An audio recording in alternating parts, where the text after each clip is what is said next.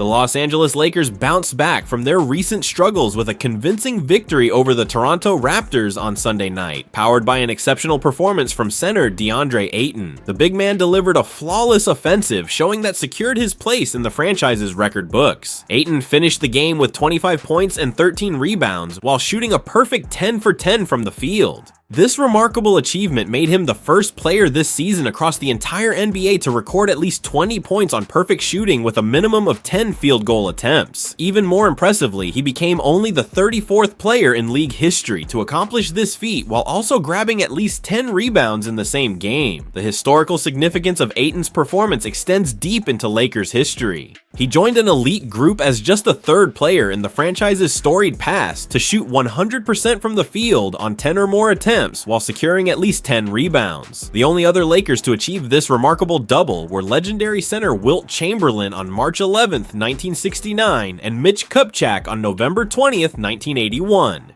Being mentioned in the same sentence as Chamberlain, one of basketball's all-time greats, clearly resonated with Ayton. When asked about joining such exclusive company in Lakers lore, the center expressed genuine appreciation for the accomplishment. Ayton was characteristically humble when discussing his perfect shooting night, giving substantial credit to his teammates for creating the opportunities that led to his success. The veteran center emphasized that his teammates consistently found him in optimal positions around the basket throughout the contest. He acknowledged that many of his field goals came on easy looks, suggesting his scoring output was as much a product of the team's ball movement and offensive execution as it was his individual skill. Despite the modesty, Ayton did admit that making Lakers history alongside legends like Chamberlain and Kupchak was something he never imagined being part of when he joined the organization. Beyond his perfect offensive performance, Ayton played a crucial role in what was arguably the Lakers' best defensive effort of the season. Los Angeles held the Raptors to just 93 points, marking their lowest opponent point total of the current campaign. This defensive intensity set the tone for the entire game and allowed the Lakers to control the tempo from start to finish.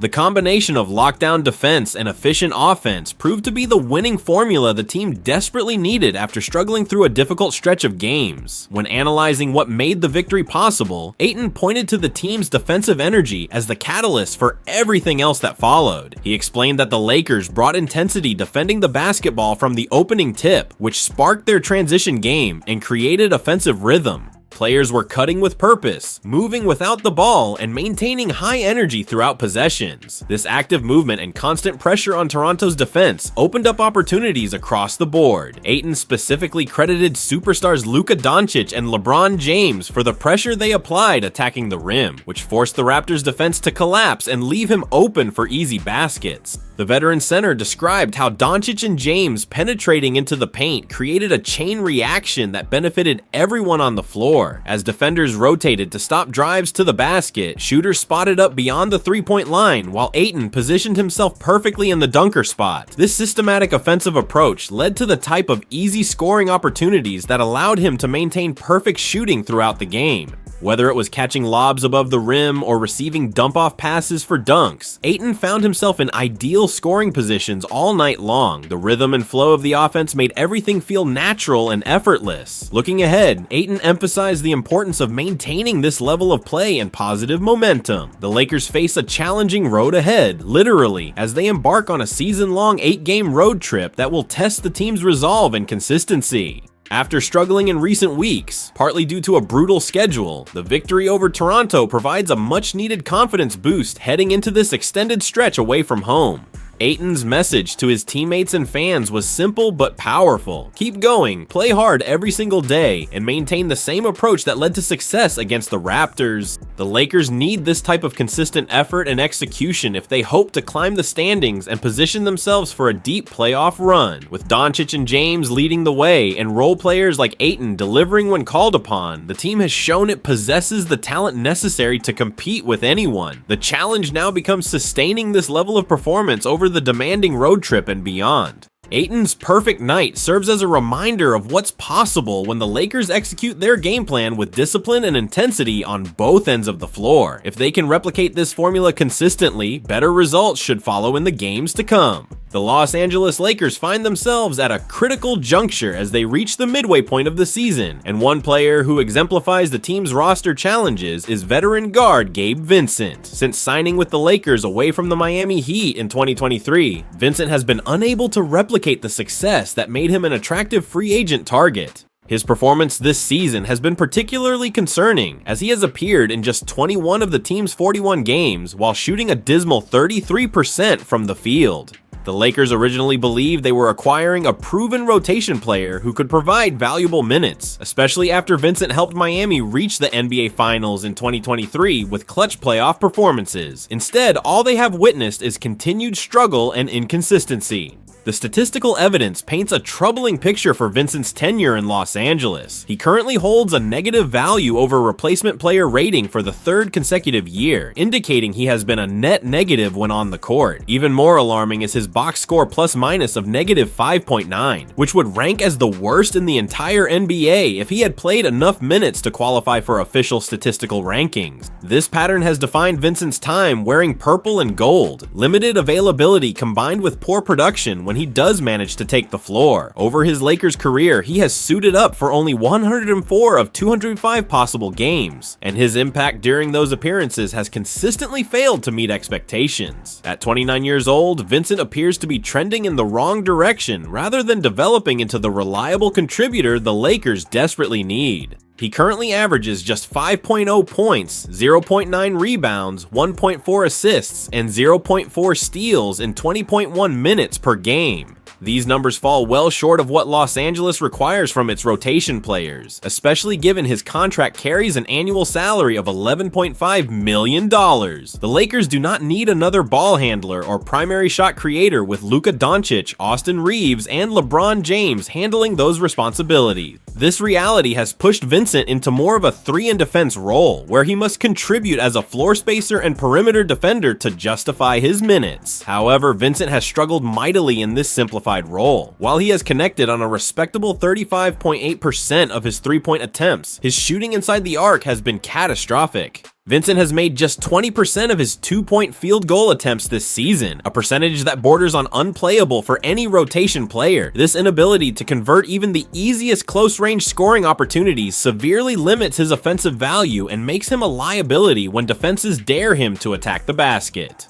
The combination of inconsistent outside shooting and non-existent interior scoring leaves Vincent without a reliable way to impact games on the offensive end. The defensive side of the ball has not provided redemption either. Vincent is not the point of attack defender the Lakers desperately need to slow down opposing guards and wings. His physical limitations and declining lateral quickness make it difficult for him to stay in front of quicker opponents or fight through screens effectively. The Lakers have been outscored by their opponents during the 421 minutes Vincent has logged this season, posting a negative 1.9 net rating with him on the floor. More tellingly, the team performs 1.4 points per 100 possessions better when he heads to the bench. Clear evidence that his presence actively hurts the Lakers' chances of winning games. General manager Rob Pelinka faces difficult decisions as the February 5th trade deadline approaches, and Vincent represents both a problem and a potential solution. His expiring contract worth $11.5 million could be valuable in salary matching for any trades the Lakers pursue to upgrade their roster.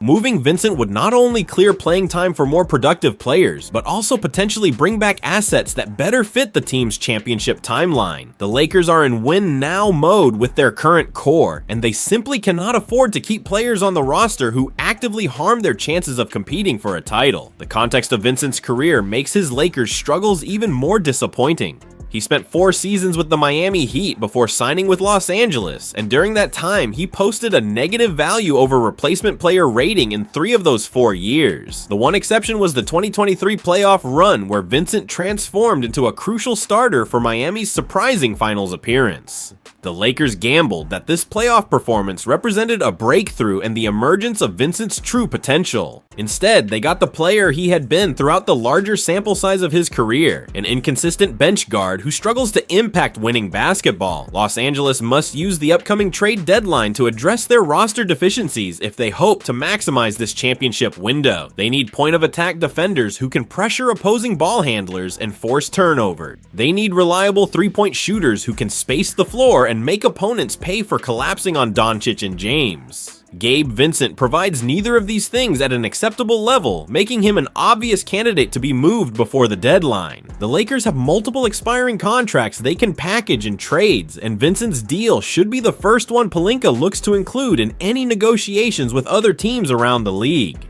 The Los Angeles Lakers are facing uncertainty around one of their key players as guard Austin Reaves approaches unrestricted free agency this summer. Before his recent calf injury sidelined him, Reaves was performing at an all-star level and carrying the offensive load for the team. Despite Luka Doncic and LeBron James missing games, Reaves delivered as the steady presence pulling out victories against quality opponents. His elevated play demonstrated his value and caught the attention of teams around the NBA who will have cap space this offseason. The absence of Reaves has been painfully evident as losses pile up. Replacing his production of 26.6 points, 5.2 rebounds, and 6.3 assists per game is not easy for any team. These numbers showcase how critical the 27-year-old has become to the Lakers' success. As free agency approaches, opposing teams are seriously considering luring him away from Los Angeles with lucrative contract offers that could test his loyalty to the franchise. According to reports from Kevin O'Connor of Yahoo Sports, the Utah Jazz have emerged as one team with strong interest in pursuing Reaves. The Jazz are rebuilding and looking to establish a young core that can compete in the Western Conference.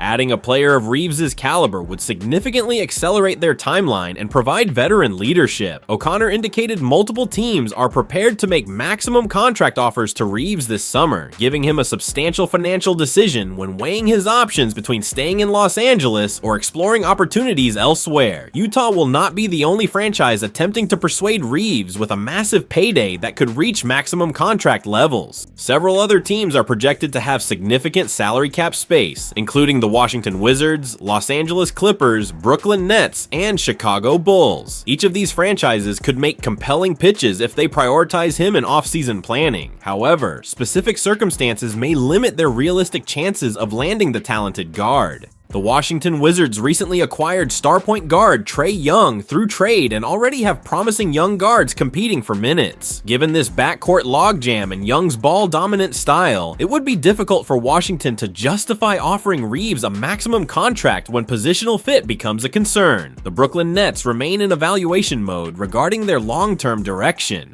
The Chicago Bulls face questions about whether they view Kobe White and Josh Giddey as their backcourt foundation or plan to explore external upgrades. The Los Angeles Clippers present an interesting potential destination given their proximity to the Lakers and need for young talent to complement their aging core. However, the Clippers' long-term outlook remains uncertain as they navigate salary cap constraints. Their ability to offer Reaves a maximum contract while maintaining roster flexibility would require careful financial maneuvering. All these factors will become clearer as the offseason approaches. Despite external interest from multiple franchises across the league, Reaves has consistently made clear his strong preference is remaining with the Lakers long term. He has expressed genuine appreciation for the organization that gave him an opportunity as an undrafted player out of Oklahoma and developed him into the star performer he has become through careful development and trust. The Lakers similarly view retaining Reaves as an organizational priority this summer, understanding that losing him would create a significant void in their backcourt rotation that would be extremely difficult to fill through free agency, trades, or the draft. The front office will need to be prepared to match or exceed any offers he receives from competing teams. The timing of Reeves' free agency coincides with a critical period for the Lakers franchise. The team is attempting to maximize their championship window while Doncic remains in his prime and James continues to perform at an elite level despite his advancing age. Reeves has proven himself as the perfect complementary piece to this superstar duo, providing scoring punch, playmaking ability, and clutch performances in high-pressure situations. His development from an undrafted rookie into a legitimate third star has been one of the few bright spots for the organization in recent seasons. The situation became complicated when Clutch Sports CEO Rich Paul made controversial public comments suggesting the Lakers should consider trading Reeves to the Memphis Grizzlies in exchange for Jaren Jackson Jr.